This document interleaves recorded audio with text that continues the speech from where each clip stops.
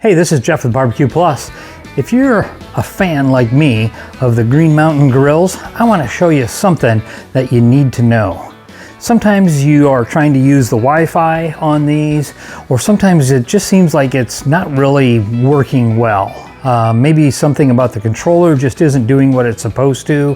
The best thing to do is to restart this thing and to do a factory reset on the board. And it's really a simple thing to do.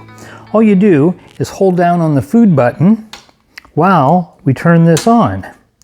We're going to hold that button on. See, it says off right now, but real soon we're going to see that it's going to show a different display. And then what's going to happen, there we go, is it's going to do a count up. So you see where these numbers are starting to count up. It's going to go all the way up to 999, and that's the reset for it. So again, make sure that it's plugged in, make sure it's turned off, hold that food button down, and then turn the power on until you see it do this count up sequence. What it's doing is it's bringing that board back to the factory original settings.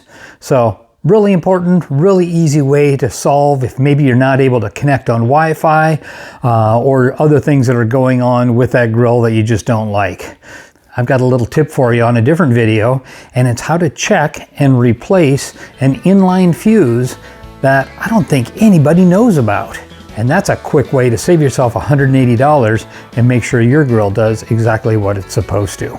And here at Barbecue Plus, we love making videos about how to cook things, how to make sure you care for your grill, how to fix things, renovate, maybe some little hacks on how to set up your grill a little bit differently. So if you wouldn't mind, hit that subscribe button, hit the like, throw me some comments, questions, ideas. I'll take a look at those and make sure to respond to you. The most important thing is you have to make sure your grill is well maintained and figure out what you're going to cook in your backyard this weekend. And from Barbecue Plus, thanks for watching.